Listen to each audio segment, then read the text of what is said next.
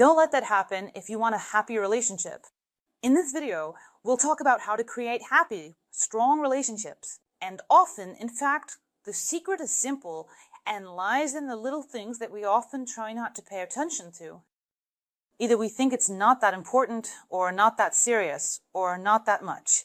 So it's the little things, those moments, that make up an entire family life and a whole life for a person. So the little things that might seem like just small details at first glance actually have a huge impact on the development of relationships. So here it is. The little things that at first glance seem like just little things, but actually have a big impact on the development of relationships. And the first thing is, don't neglect communication.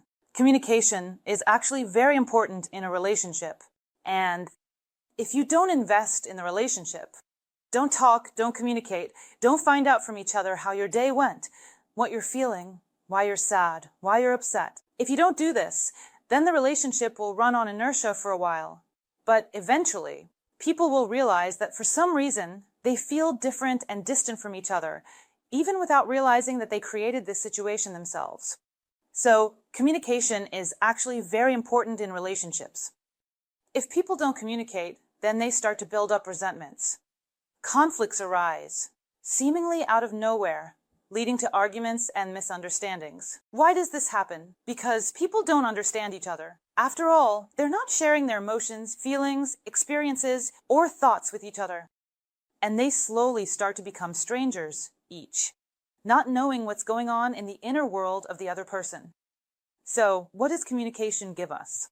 It helps us understand each other better, makes it easier to get out of conflict situations, and helps us live together and feel each other more deeply. So here it is. Even just 10 to 15 minutes of communication a day can create a strong connection in a relationship. When you are genuinely interested in what is going on with your partner, he will naturally be involved in your life in the same way and will also be interested in what is going on with you, why you are worried, why you are upset. If the question arises as to why I should, for example, do something no one really owes anything to anyone. But if you have a desire to develop relationships, to do something for the relationship, to make it better, then start with communication, and you will see that the man will join in as if in this game. In other words, he'll want to communicate, find out what's going on in your life, and he'll want to share with you.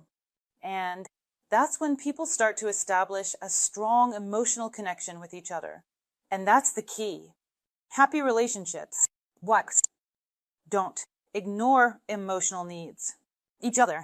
It happens in relationships when one person thinks that he is more important or something in the relationship and that his needs and emotions should be taken into account, while the emotions and needs of the partner nearby, well, seem to be unimportant. So, in this game, the one who loses is the one who thinks that only his emotions and feelings are important, because no one wants to feel unimportant. No one wants to feel unnecessary. And even if this game goes on for a while, like maybe at first the partner was really into it, maybe they had some feelings. Over time, the partner starts to feel like they're putting in way more effort into the relationship. They feel like they're sacrificing their own interests more and giving him more. Lack of balance in relationships. This leads to relationships starting to fall apart, which is why couples often break up, especially when, for example, a man was deeply in love with a woman. He courted me beautifully, said some incredible things, and thought so. But over time, he seemed to change his mind. Well, he didn't change his mind over time. He felt perhaps unimportant, perhaps deprived in the relationship. He might have felt like there was nothing for him in that relationship, that there was this imbalance. And even if he wasn't consciously aware of it, he felt it deep down. At some point, he made the decision to break up because he was really uncomfortable. So, value and respect your partner's feelings, learn to find compromises, and show your care and attention. Because in relationships, that's super important. It's really important coming from someone you love, and it's really important coming from your partner. To receive what is important and necessary for a person in life. Because when we feel loved and cared for, it's like we grow up. Wings. We understand that in this life we are not alone, that there is a person nearby who loves and supports us. There is a person nearby who will take care of us in some difficult situation. And so life becomes easier for those who experience these feelings for themselves. But if you experience it, but do not give it, how long would you exist in such a relationship? But if you changed places, and often the answer is simple. So don't be greedy for feelings and emotions, for care and attention. Share, and then you'll get so much more. Don't take your partner for granted. Here's another big misconception, especially among women. When a girl gets married, she thinks, that's it. Now he's my husband. I can do whatever I want. I can relax. He's not going anywhere. I take him for granted. You can raise him. Now, starting to take everything away, trying to re-educate him. So, that's a huge misconception. When you meet your partner, before marriage, you need to pay attention to how he behaves with you, hear his worldview, hear what he wants from life, so that later you don't have to do anything with it, remake it, or transform it. It's always about abuse and unhealthy relationships. So when you meet your partner, you tell them. For example, during the most special moment of your life together, you shouldn't just relax after that. And this isn't about you needing to be tense. No. But the work on the relationship doesn't end here. In fact, it's just the beginning here, because after the wedding, people start living together and face a ton of challenges. Here, aside from all the challenges that will come up, you need to find reasons to be grateful, find reasons to be happy, plan some joint activities, do things together. Time together that brings you joy. Yeah, there will be challenges. In life, you can't escape that, they happen. But strong, happy couples who are united know how to overcome these difficulties. They've already been through a lot, and they're ready for even more, really. But a couple that, let's say, is not strengthened. Some moments, emotional connection, gratitude, happy moments, facing more and more. Challenges will break you apart faster, so don't avoid conflicts. Work through them in a healthy way. And here is the other extreme when, for example, a girl gets married and thinks everything. I got married and I will now take care of this man. I am so happy. I love him so much. I'll stay quiet in certain situations so we don't have any conflicts at all. And this is, again, a huge misconception that can lead to a breakup down the line. Why? Because as a couple develops, as long as they are together, as they live together, they naturally encounter difficulties, challenges, toughen this couple up and actually strengthen them. And difficulties often do a lot of work for a couple because when they go through some kind of test, people understand that they have gone through it together, that they have each other, and they are reliable for each other. That is, they understand that even in this difficult situation which happened to them, for example, they stayed with each other, they kept their feelings, and they overcame, which means they can actually overcome a lot in life. So if a girl decides, for example, not to have conflicts and to keep quiet about something, by staying silent, she's actually doing a disservice to herself and her partner. So it seems like without diving deep, just looking at the surface. So just look at everything positively and smoothly. But what's happening inside? And inside, resentment always builds up. Where there's silence, there's a buildup of resentment. And at some point, the man doesn't understand why that tender, beautiful, sensitive, and emotional girl has turned into, well, let's say, an angry monster. I'm exaggerating right now. But in order not to be that dissatisfied, a woman, dissatisfied with life, unhappy with your husband, unhappy with the kids, it's important to voice your needs in a timely manner. And do it in a healthy way. You shouldn't blame someone for not being able to say something in time. You need to learn to speak up. And even if it feels uncomfortable and awkward to talk about it right now, it's better to do it now than later, when an explosion happens. And that explosion can really destroy everything. So, learn to communicate using I statements. I was feeling really bad right now. I was in pain and sad. I was very upset just now for the reason that you came late. That's unacceptable for me. I imagined it differently. I imagine our life so and so, so and so. So you're saying without blaming. A man often tries to transfer into his life those relationships that he saw in his family, that communication that he saw in his family, and even if everything there was not good, then it was formulated in his head as a norm of relationships. So some moments will initially be the norm for him, and if you remain silent, this norm will smoothly flow into your life. So speak up. Don't be afraid of conflicts, but handle them in a healthy way, resolving issues without blaming.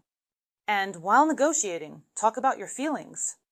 When talking about your feelings, don't forget to listen to your partner's feelings and emotions. Try to come to an agreement. Express yourself and give the other person a chance to speak up. A man, don't turn a conflict into a big fight with accusations. Try to communicate in a healthy way. Personal boundaries.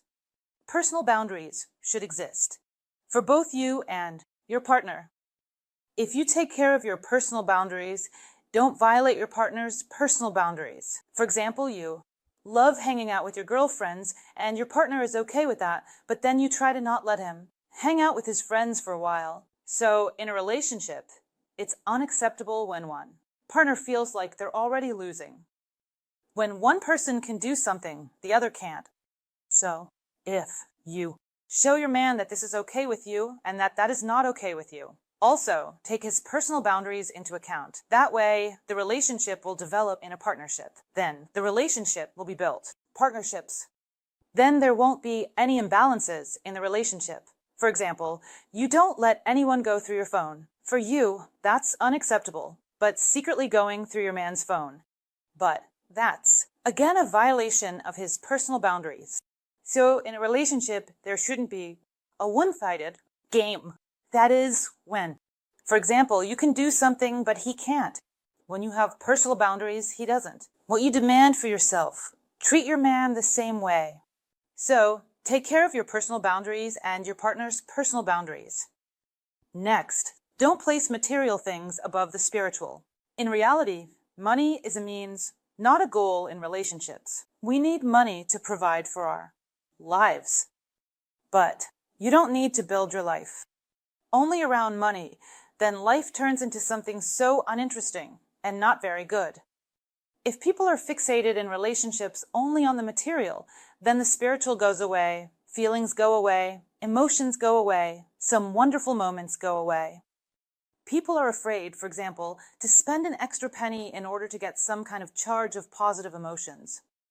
They're afraid to give flowers in a relationship just to avoid spending that extra penny. But really, it's all about emotions and feelings. When you're in a relationship, you realize that money is just a means. And money is really just a means for relationships when you can provide yourself with a comfortable life. When you can surprise your partner. When you can do something nice for each other, like inviting each other on a date, that's what balance is all about. But when your life is built solely around material things, what do you get out of it? No joy, no feelings, no emotions. When you've already forgotten the last time you did something wonderful or happy together. I mean, maybe you're just saving and saving, but you've never even been on a trip. Then your relationship has probably already dimmed a lot. So the spiritual should definitely come first. Next, there's no manipulation. When you use manipulation in a relationship, it might seem like it's unnoticed and doesn't affect anyone. Well, for example, you played on the feeling of guilt there. For example, a man didn't invite you somewhere, didn't buy you something, or treated you a certain way. And you keep telling him endlessly how bad he is. There, he acted wrong. He did this and that, and now he feels guilty in front of you. Be ready for the fact that this guilt will eventually transform into aggression. And you won't understand why the man is so aggressive towards you, why he's so irritable with you, and he won't understand it himself. He won't understand what's happening to him, but he can't seem to look at you. He gets irritated in your presence. It's all very simple.